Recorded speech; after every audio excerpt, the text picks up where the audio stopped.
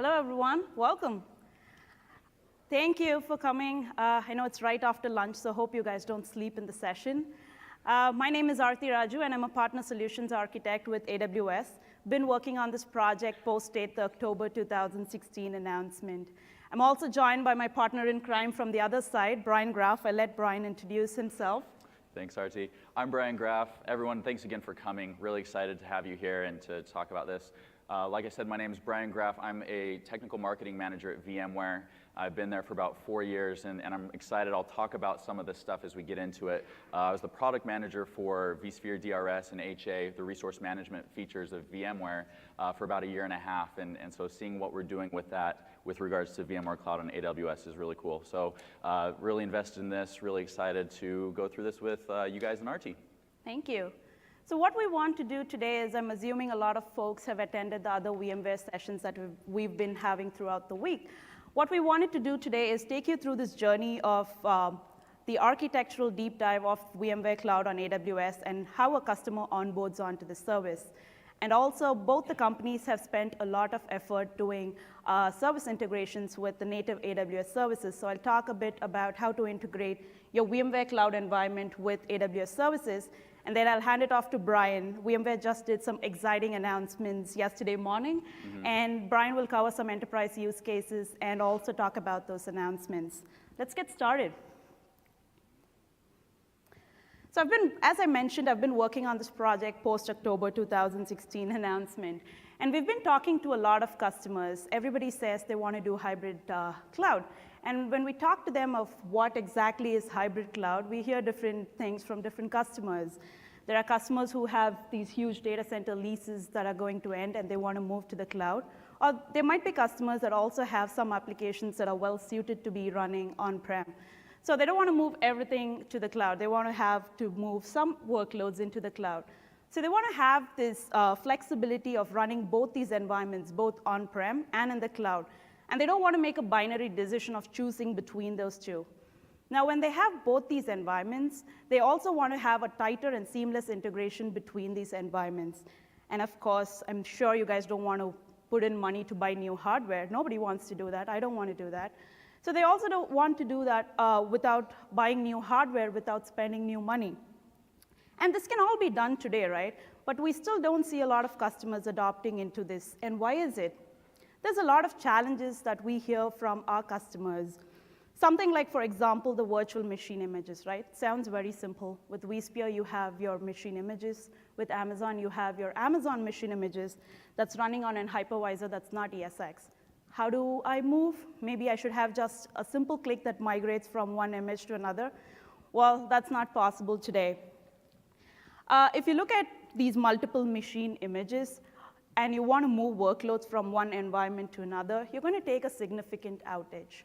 Of course, we have a number of partner solutions in our ecosystem that helps you do this migration, but customers don't want to use external solutions. They want to have a seamless way to just migrate from one environment to another. This also brings up an interesting discussion of having difference in networks. For those familiar with VPC, you know when you launch a VPC, you select a CIDR block, you select subnets, it's a layer 3 networking, it's all IP routing. And with VMware, it's similar, right? You still have your layer 3 networking, but there's also logical layer 2 networks that sit on top on the overlay. So there is incongruency between these networks, which also brings to operational inconsistency. If you're like most enterprises, you would have runbooks for, let's say, host patching or host upgrades, security automations. Now, when you have two environments, you now have to have runbooks for your on-prem and the cloud.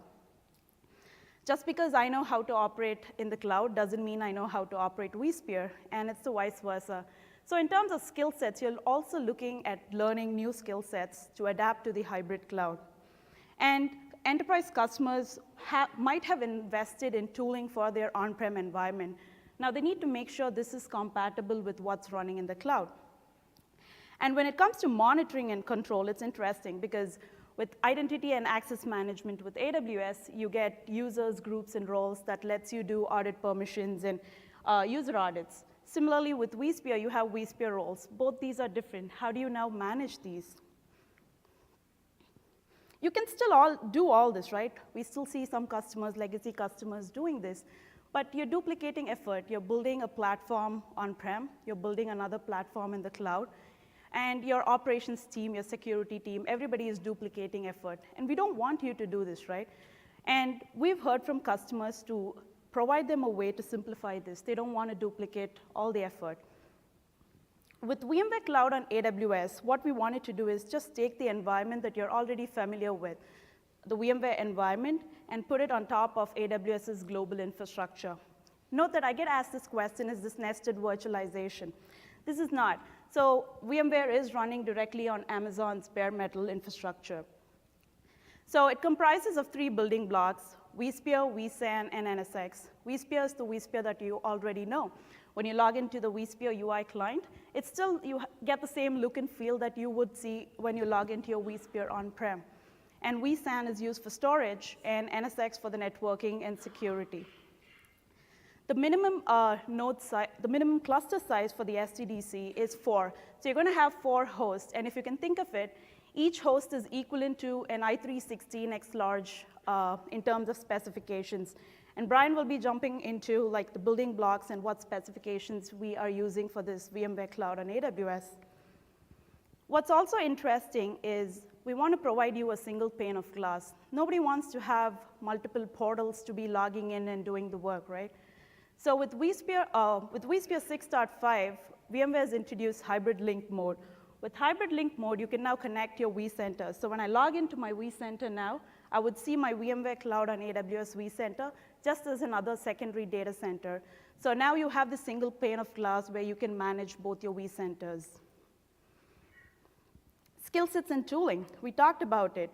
So your existing skill sets, your Power CLI scripts, your vRealize automation, still works across both these platforms. So you don't have to invest in new tooling and scripting for VMware Cloud on AWS. I mentioned this runs on AWS's global infrastructure, which means we now have access to 90 plus, or actually based on Andy's keynote today, I think I'm probably 100 plus AWS services. So you now have access into all your AWS services using a low latency, high bandwidth, elastic network interface. And we'll talk about how that's set up. So this is delivered as a service from VMware. So there's a couple of things to note here. So since AWS manages the physical infrastructure, you don't have to worry about replacing your hardware or what happens if the hardware fails. And VMware manages the hypervisor and the management components, which means if there's a host failure, they take care of it. You don't have to get paged. You don't have to do anything. And also, in terms of host upgrades, they do take care of it as well. All you have to do is manage your workload VMs now. Since it's a service that's delivered by VMware, it's managed by VMware, so you don't get root ESX access or you don't get access to the NSX edges. With that, I'm going to pass it on to Brian to jump into the building blocks for the core vSphere, vSAN, and NSX, and talk about what specifications we use for these building blocks. Great, RT, thank you. So just as a little bit of a recap and a plug for another session. So for those of you who have been to other technical deep dives for VMware Cloud on AWS, we'll have gone over some similar content here. One of the things that we talk about a lot, and what we saw on the previous slide, actually I'll jump back to this one here. As you can see on the far right side of the screen, if we can do this here, these AWS services, right? How do we integrate those with the VMware stack? Because we can, and that's one of the benefits of doing VMware Cloud on AWS. So if you want to know more about those, we'll have a number of live demos. I think we've got 4 or 5 live demos. We've got a few other demos as well. Today, the MGM Level 1 Ballroom 124 from 4 to 5. It's ENT304. So if you're interested in learning why this is beneficial and how to bring these services from Amazon together with the VMware stack, come to that session. It's going to be great. Now that I've made that plug, let's jump into the building blocks. All right, so as RT mentioned, right, these are bare metal servers running within Amazon infrastructure. And what's interesting about this, and I'm going to repeat this several times as we go along, is we're not just taking VMware products, putting it in Amazon, and saying that we're a cloud company. Okay? So it's not that. We are doing a number of different things. We have a number of different initiatives to actually leverage the benefits of the cloud. So with these hosts, RT said we get 4 hosts minimum for an SDDC. And how big are these, right? How much of these are we going to fill up? So for a number of customers, that's the question that we get when we talk about this. Now, each of these hosts are dual 18-core processors, okay? So a hefty amount of CPU there, 512 gigs of RAM, and 16 terabytes of NVMe storage. All right, so each one of these is pretty beefy, right? A number of our customers are yet to fully utilize all that. We have other customers that say, okay, line me up hundreds, right? We need these. That's the size of our ESX host. Now, we boot from EBS storage. Okay, that's kind of cool. We leverage the NVMe that's local to the host for vSAN, which is our virtualized storage. Now, quick question, just kind of for my knowledge here, how many of you here either are or were vSphere admins at one point? Raise your hand. Okay, significant. That's great. And for those of you who are watching in other rooms, I wish I could see your hands raised as well. I'm guessing it's probably similar to what we have here. So vSAN, virtual SAN, that's our virtualized storage. It's leveraging that 16 terabytes each on each of these hosts, right? We get about 10.7 terabytes of usable storage per host for vSAN. Now, other features. Now, this is kind of where we separate from the on-prem vSphere to VMware Cloud on AWS and what's different between the two different versions, right? So on-prem, we have vSphere DRS. That is your distributed resource scheduler. That's what allows you to load balance workloads between different hosts. Okay, we have our HA, which is high availability. If a host fails, we'll automatically restart it, but we hope to have additional capacity in our clusters. Okay? And that's good, but some of the downsides to this, right, are in a traditional on-prem environment, you have additional capacity. And this is where my role as product manager for DRS and HA kind of come in from my previous role.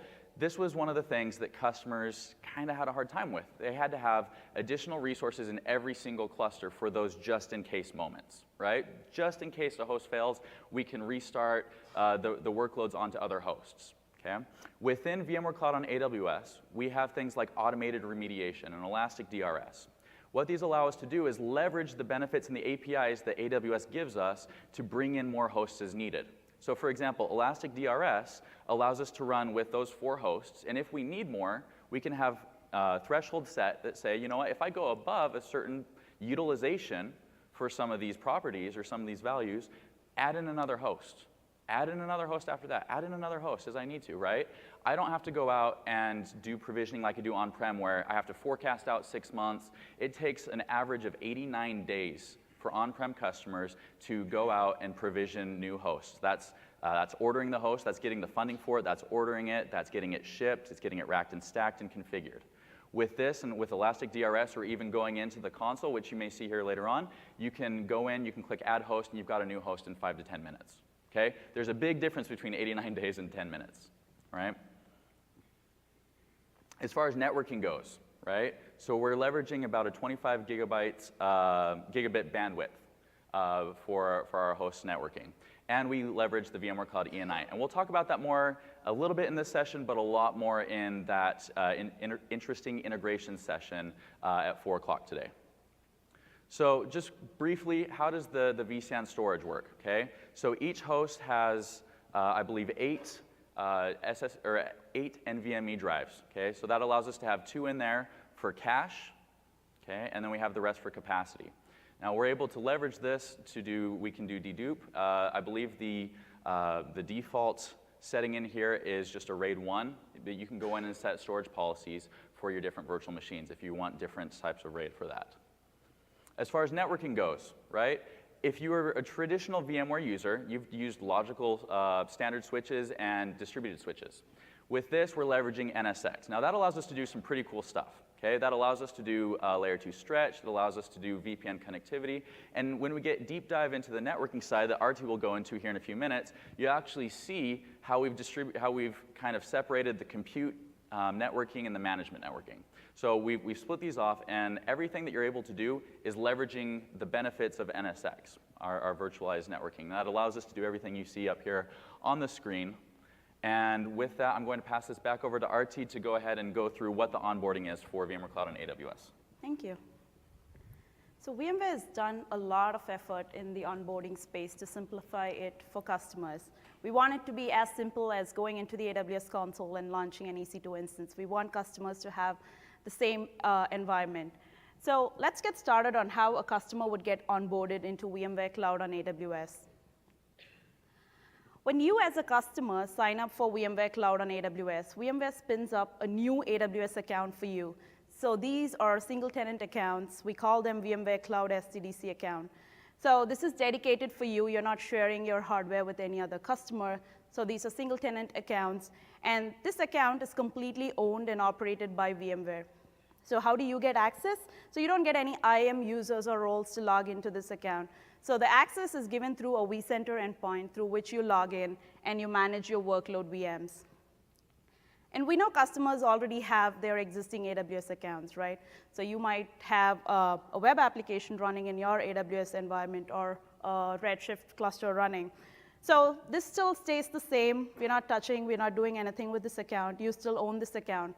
However, as we jump into the next few slides, we will establish a private connectivity between the SDDC cluster that you just created, or that was created for you, and your AWS account. So this is what allows us to have the seamless integration that Brian mentioned. The onboarding process is divided into 4 steps, and it's pretty straightforward.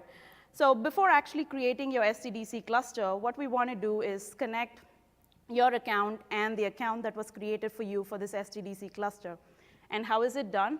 So we use AWS CloudFormation to achieve this, and I'll jump into how that's done later on. Once you do that, you define your SDDC properties. So this is where you set how many hosts you want for your cluster, with a minimum of 4, with maximum 32 hosts per cluster. And then you select which VPC and subnet you want the connection to happen. And the optional step is what management network you want. This is the network for your ESX host. I mentioned about the connection. So you don't have to manually do anything. The way it's done is when you log into your VMware Cloud on AWS portal, the first step is, as I mentioned, connecting your accounts. So you click on Open with AWS CloudFormation template. There's a link to it. Once you click on that, you're redirected to your AWS account where you sign in with your credentials. Once you've signed in, the CloudFormation template is already pre-populated for you. So what this template has, it has a role with a managed policy attached to it. This role, think of it as a cross-account role. You're now giving VMware a role that they can use to log into your account to perform certain API calls. And what API calls? For example, one of the API calls that they have is updating route tables. Why do they need this? As you add more logical layer 2 networks on your VMware Cloud on AWS, your AWS environment needs to know about these logical networks. Of course, you can do this manually, but we wanted to take that out of your work. So VMware updates route tables in order to update the logical layer 2 networks. So we use CloudFormation to completely automate this process. So the diagram that you see here, on the left side, you see your customer data center, a typical data center, no changes here. So on the right side is your SDDC cluster that was provisioned for you. So you see the MGW and CGW. So this is the management gateway and the compute gateway that gets provisioned for you. So as Brian mentioned, the management gateway is for all your ESX management traffic, and the compute gateway is for all your compute traffic. And I have my VMs that run on top of my ESX host here. How do I connect these 2 environments now? Of course, I could just use a layer 3 IPsec VPN connection, very straightforward. They have phase 1 and phase 2 parameters that they support, so you simply plug in the config into your router or firewall that you have in your data center, and the tunnel should come up. With yesterday's launch announcement, VMware has also started a preview for AWS Direct Connect private and public virtual interfaces. So that's really a cool announcement because a lot of our enterprise customers already have AWS Direct Connect presence. The bottom VPC that you see here, so that's your account, and you have your VPC inside that account. And connection into this VPC, as I mentioned, you might already have an AWS private WIF that terminates from your co-location into the VPC at the bottom. Or you could also have a layer 3 IPsec connection. One thing that I forgot to mention on the top VPC or SDDC VPC, For folks familiar with the AWS, if you create a VPN connection today, it terminates on an Amazon virtual private gateway on our side. However, in this diagram, if you look, we don't use a virtual private gateway. The NSX supports networking, routing, and switching functionalities. So it terminates the IPsec connection on the management gateway and compute gateway. How do I achieve connectivity between my VMware Cloud on AWS VPC and my customer VPC here? So remember the cross-account role that we talked about? So VMware assumes a role in your VPC, creates elastic network interfaces in your VPC, the VPC that you selected and the subnet that you selected. So in order to make my diagram more nicer, I just used one ENI, but they typically create multiple ENIs. So they create ENIs in your account, and that's actually linked directly into the ESX host hosting your SDDC cluster. So now you have a direct connection between your SDDC cluster and your customer VPC.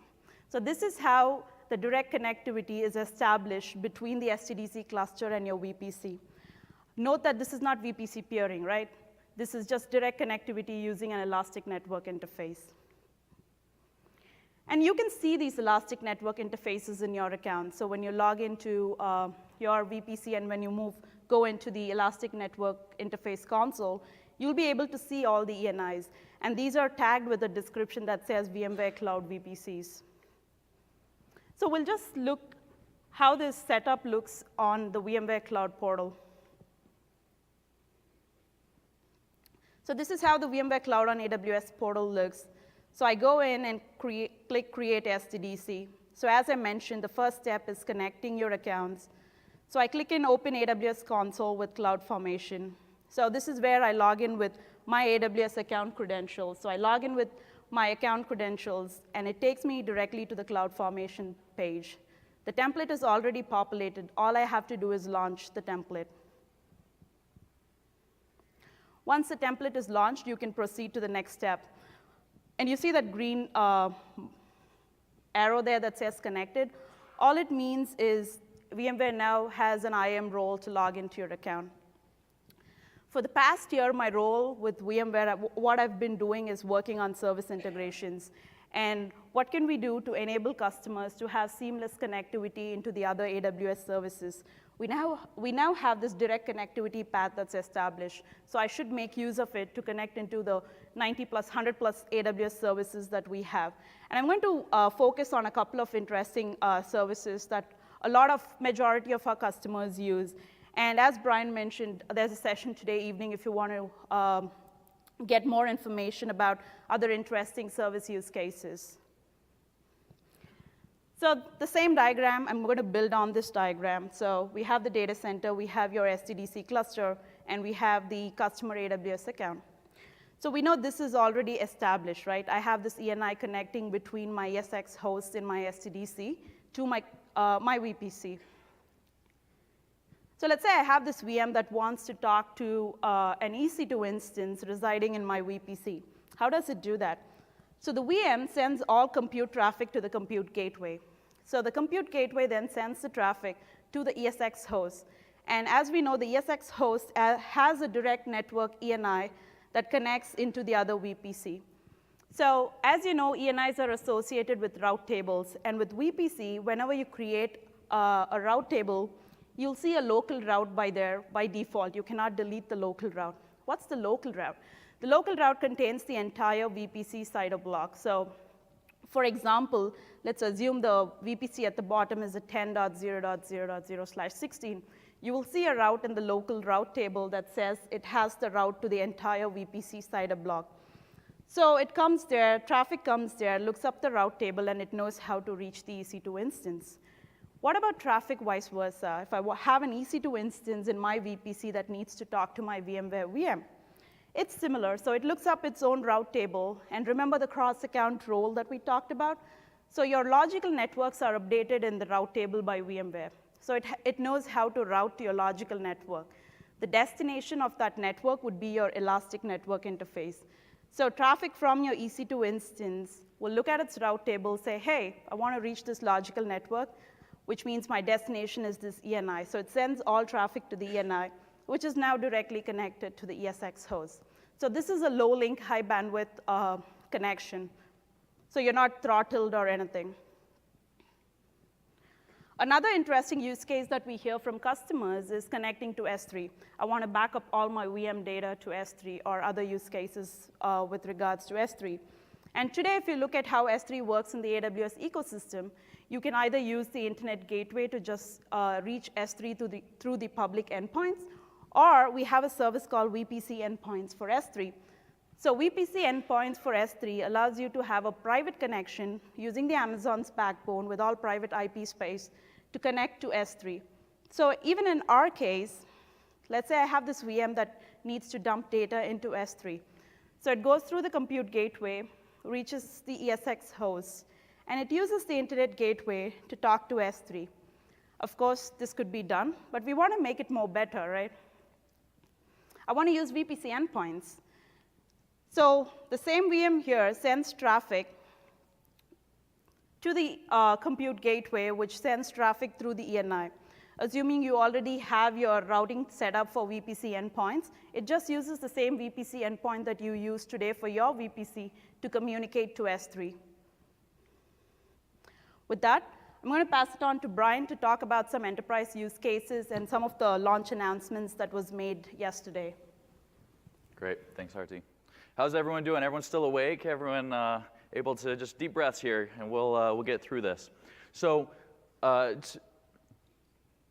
with regards to what Arti was saying, right at the very beginning, we're talking about reasons why hybrid cloud is so difficult, right? And some of those reasons we talked about were every cloud uses a different type of image, right? We have VMs, Amazon has the AMIs, Azure has whatever they have, and I mean, let's be honest here, we're at reInvent. So, but the idea here is that it's hard for people to move between clouds or to get a true hybrid cloud or environment going. Now, one of the things we're going to talk through as we go through these enterprise use cases is what we can do and what we're doing to benefit you so that this is more seamless. Okay? So the first thing we have, and we announced this yesterday, is our Site Recovery Manager or Site Recovery Service that will allow you to go and use Site Recovery Manager on-prem to your Site Recovery Service within VMware Cloud on AWS and be able to replicate workloads up into VMware Cloud on AWS. Now,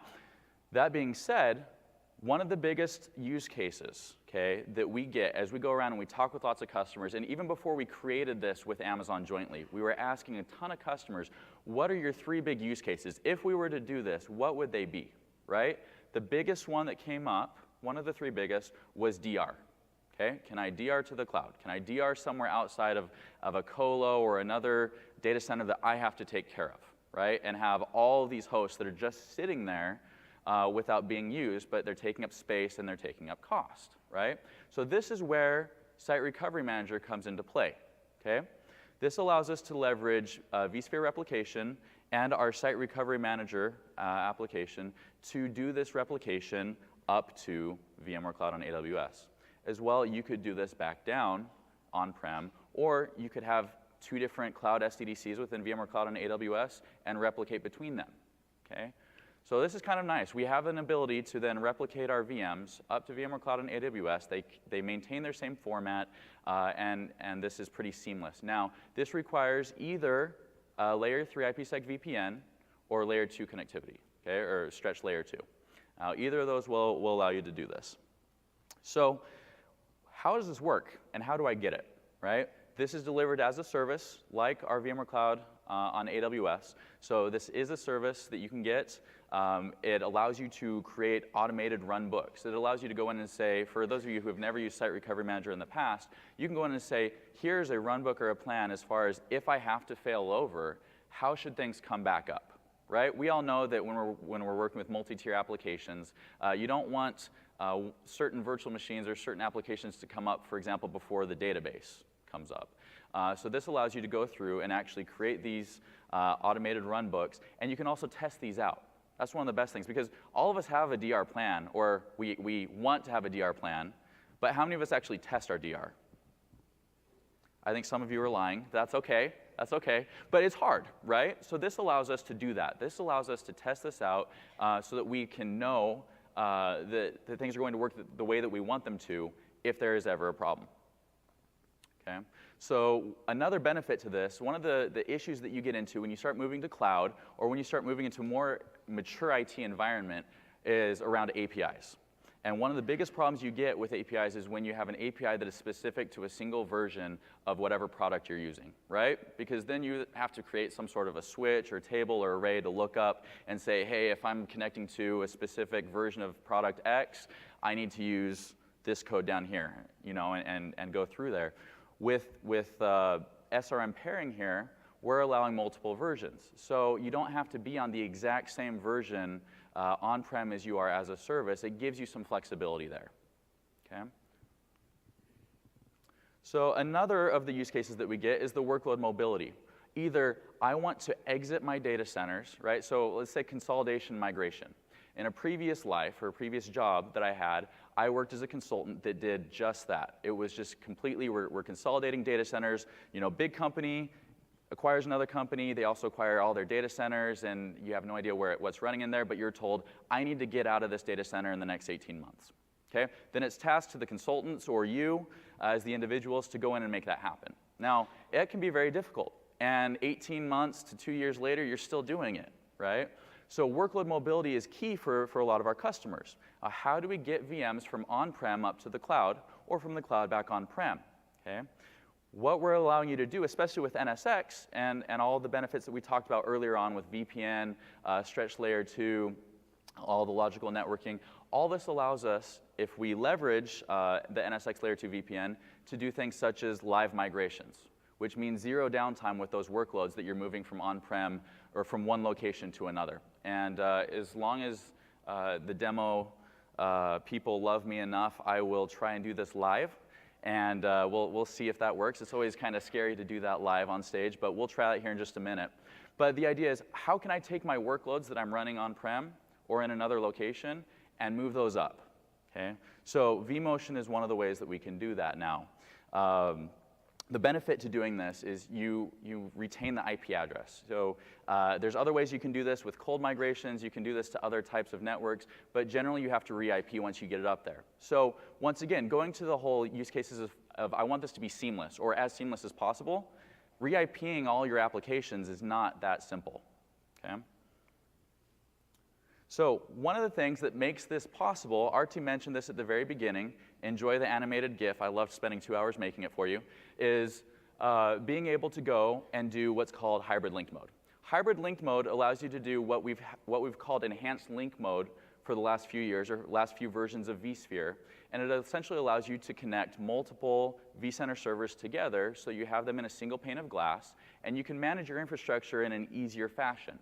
Now, the problem with this, for those of you who are vSphere admins, you'll understand SSO domains. For those of you who are not vSphere admins, we have a term called SSO domain, which allows you to essentially pair or allow other vCenter servers to see other vCenter servers within the same environment and be able to do this. Now, because VMware Cloud on AWS is in its own SSO domain, we had to make a few changes happen. But what this allows us to do with hybrid link mode is, and you'll see it when I flip over to go live, we actually have 3 vCenter servers plus VMware Cloud on AWS all within the H5 vSphere client. Okay, we can go in and see those, and with that, I can go in and click migrate and do my vMotion from on-prem up to VMware Cloud on AWS and vice versa. Okay, so this allows us not only to be able to do cold migrations, live vMotions, but it allows you to manage and orchestrate all of your workloads running on the VMware environment. Okay, with that said, who wants to see a live demo? Yeah? All right, let's try this. Cross your fingers for me, okay? All right, give me just a minute here to log in with our trusty RSA token.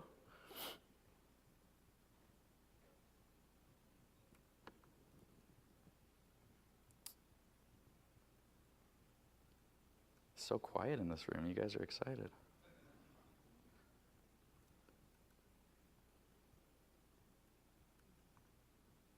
All right. So what I'm logging into right now is the VMware Cloud on AWS console. This is what you get, which Arti had talked about originally. When you go and you want to do VMware Cloud on AWS, you get this console that we are jumping into now. And here I can deploy as many cloud SDDCs as I want. As you can see, I've got one cloud SDDC here. If I come into it, there's a few things that I have to do before I can do live vMotion, okay?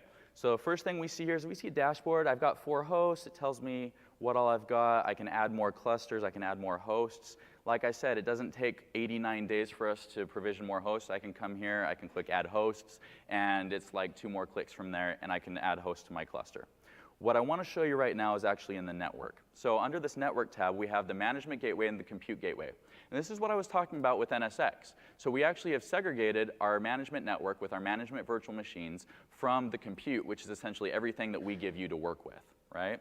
And you'll see this kind of as an image up here. You can see here, let's see if I can use my trusty clicker. So I've got a VPN to my management gateway here. There's my management.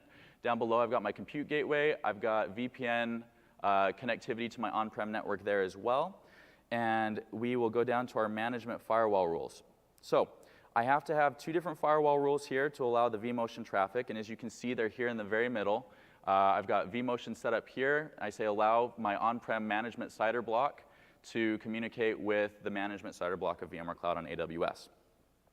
After I do that, I'll also show you here, we do have Direct Connect set up with our virtual interfaces, which RT talked about. You can see down here at the very bottom of the screen.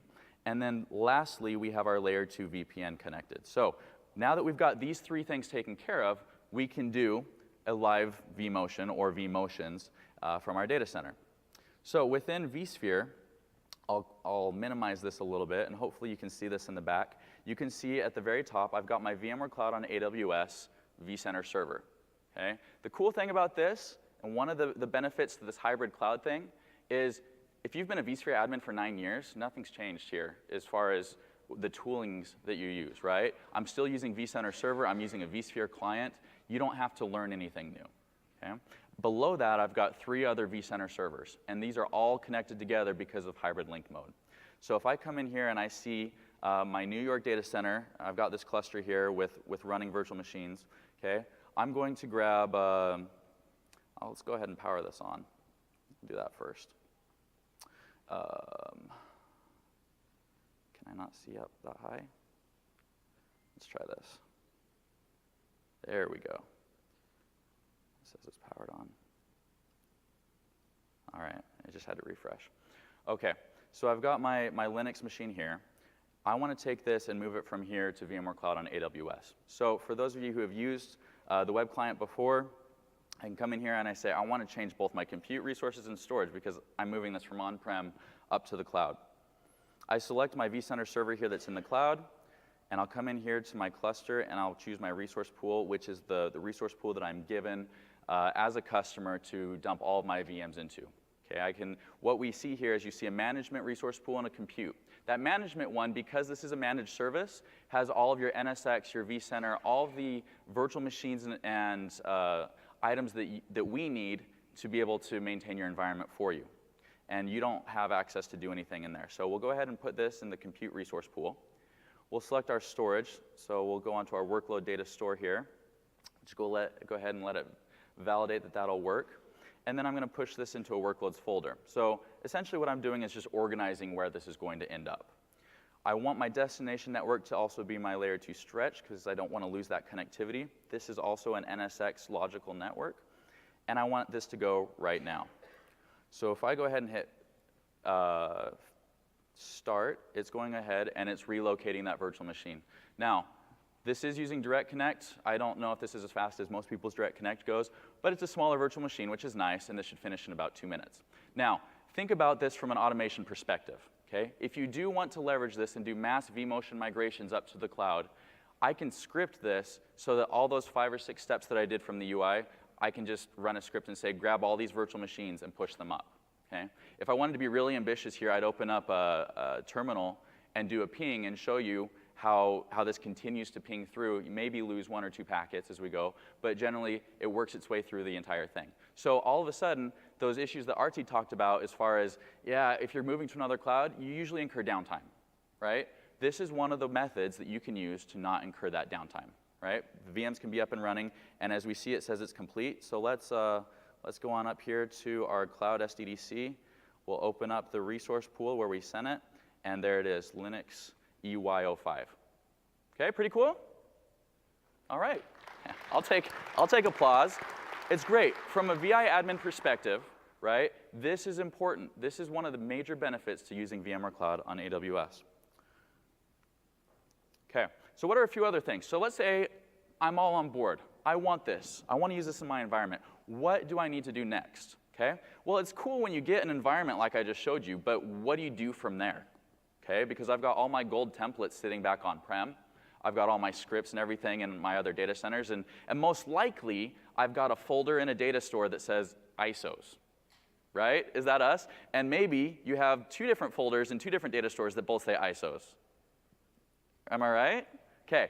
What are we going to do about that?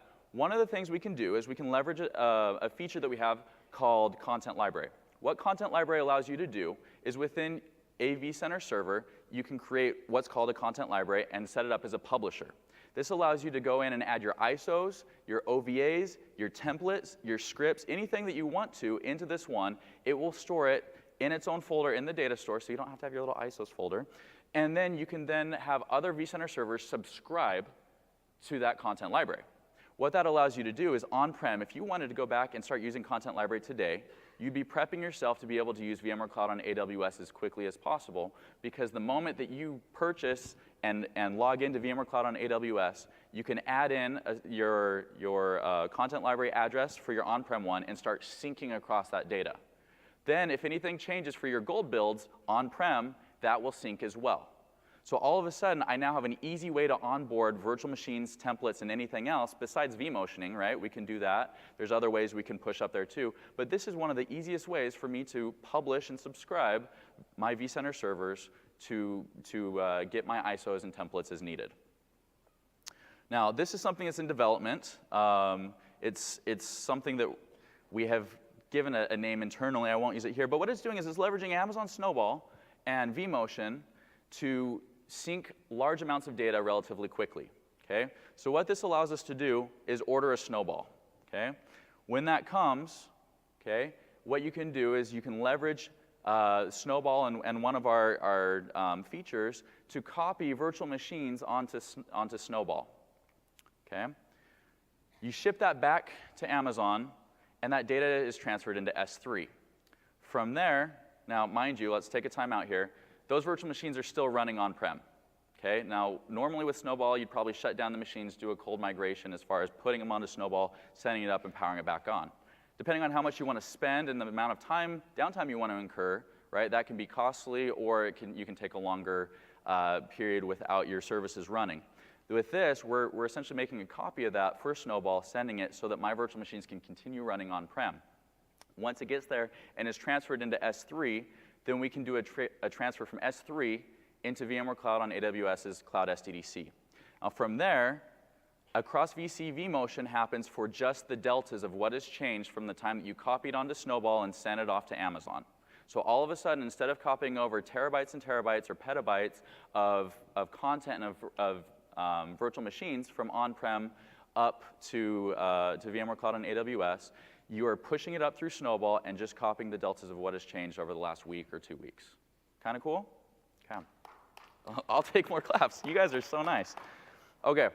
So essentially what we're saying here, and you can work with the numbers or fudge the numbers as much as you want, right? What we're saying here is it could take a long time to vMotion all of your VMs up from your on-prem up to the cloud, okay? It could take a year, it could take more, it could take less. With Snowball, we're looking at maybe 10 to 15 days, and during that time, you're still running on-prem, okay? So a couple other announcements that we made on Tuesday. So the first one was DR as a service, okay? This other one is multiple SDDCs. So I have a VMware Cloud and AWS account. When we first announced this and launched it in August, you could have one Cloud SDDC per account. So as of yesterday, we've announced that you can have multiple. You can have, I think, as many as you want here. But if you have different BUs that don't want to share the same vCenter server, share the same environment, go ahead and spin up more. That's totally fine. The other thing is we have multiple clusters. So as of August, we said you can have, there's a single cluster and you can have up to 16 hosts. Okay? Now we've raised that number from 16 hosts to 32 hosts per cluster, and you can now go from 1 cluster up to 10 clusters for your SDDC. So you can now go from 16 hosts in your cloud SDDC all the way up to 320. That gives you the cloud scale that you're looking for. Now, for those of you who like APIs, who like automating things and not having to do everything manually, we have an API Explorer. We leverage REST APIs. So we still have the APIs that you have within vCenter. We are also making REST APIs for all of the vCenter server methods and features. But we have REST APIs for the VMware Cloud on AWS console. Okay? This allows you to do everything from creating a whole new SDDC automated to adding clusters, adding hosts, removing hosts, getting new IP addresses, public IP addresses, you name it. We're opening this up so you can automate all this. Now, for you to know where to start, that's where the API Explorer comes in. Okay? You can go in there, you can leverage the Swagger files and actually see what you can do there. You can run examples and really leverage this to really kickstart your automation process. So, availability. In August, we announced that we were in Oregon, US West, okay? As of yesterday, we've also announced that we're officially open in Northern Virginia, US East. Okay? So we're spanning geos now. We're moving along into different regions. We've also announced earlier that we will be in London in the first half of next year and APJ in the second half of next year. And we haven't announced where in Asia Pacific we'll be, but that will come out in the future. These are the 3 that you can work with right now. And as we continue to expand, we'll also continue to expand within those regions as well, okay? But as far as a global company, we're trying to push this out to as many geos as we can and then start filling out within those geos as well. So for those of you who are running globally, this is something that you'll start seeing more announcements on as we make this public. Okay. So some of the announcements that were made, I actually deleted some of them because there were too many lines on here, right? All right, so we have US East Northern Virginia availability. We have VMware Site Recovery, okay? It's our as-a-service product for you to do DR. We have hybrid linked mode, which is what I showed you, where you can see multiple vCenter servers in the single pane of glass. It now supports external platform services controllers, or PSCs. Before, it was only embedded vCenter, embedded PSCs within a vCenter server. This allows you to now connect multiple vCenter servers together. Our scale increase, right, from 16 hosts to 320 hosts within a single cloud SDDC, and additional S3 integration. So up until now, when you did this, when you created a SDDC, you could use S3, but it was always going to route internally through the S3 endpoint. Okay? And for most people, that's great because you don't have egress charges. Okay? Fantastic. Now, there are some people or some reasons or use cases to actually want to go out through the public internet or the internet gateway. So we now have announced that you will have the choice with each of your SDDCs to leverage either the endpoint or go out externally through the internet. We have a few things in preview. As you saw with the live vMotion, Layer 2 VPN and Amazon Direct Connect, we have that running in here. That's in preview. It will be fully baked in the upcoming weeks and months. And then the last thing we have is VMware Hybrid Cloud Extension, or HCX. HCX is another way that we can bulk migrate workloads up into VMware Cloud on AWS. It's an additional service that we can use, and we can talk about that more in Q&A after this is done or in some of the other sessions. So that being said, the big question that we get is around pricing. I don't want to spend time on this. I'm in technical marketing, not product marketing. I see all the cameras going up. What I want you to take a picture of is the link there, cloud.vmware.com/VMC-AWS/pricing. Okay? This will show you the hourly, the 1-year reserved, and the 3-year reserved, as well as if you're an active vSphere, NSX, or vSAN customer, there's additional 10% discounts for each of those if you have active SNS. So that being said, go ahead and take a look. You can run your ROI. You can see what type of models work best for you. Check out the VMware Cloud on AWS site. So, is this still me? Take it away? Okay. Some of the next steps that we have here. Getting started with the service. What do you need to do? Well, go to the website, right? Talk it over. See if this is really what fits your needs. For most of our customers, this is what they're looking for. They want that hybrid connectivity. They don't want to change their tool sets. They don't want to re-script things. They don't want to refactor their virtual machines. They want this type of product, and we're hearing that from all of our customers. Licensing requirements, okay? You pay for all this as a service. That pricing that you saw was for the hosts. It was for the maintenance. It was for the support. It's for all the updates and patching. How many of you are so sick and tired of spending your weekends doing vSphere upgrades or firmware upgrades? Okay? I hated that. You get some time back with your wife and your kids, right? So this is something where VMware does all that for you. Versioning, the one thing you need to know here is, as of right now, you need vSphere 6.5 on-prem for you to be able to leverage hybrid linked mode. Is that right? Okay. A couple other resources that you can use here, okay, are a few links to VMware Cloud on AWS, our YouTube channel, and our blog. I'll leave that up here for about 10 seconds for those of you who are zooming in. And one of the last things that I want to say, everyone here, everyone in the overflow rooms, go on to the app, do the ratings, do the reviews, and the feedback for this, and if there's a section for you to actually leave comments, I want to know what you're most interested in or what this seems to be lacking for you. I want to be able to get that and take that back and come back next year and say, look at what we've been able to implement based off of your feedback, okay, if possible. So please take the time after this session to go in there, give us a rating, give us some feedback of what you liked, what you didn't like, what you want to see, and thank you so much for your time. Come on up, Artie. Now, for those of you that want, we're going to cut the mics and we'll spend the next 10 minutes or so doing Q&A up here in the front. So anyone that wants to ask us questions, please come on up. Thank you.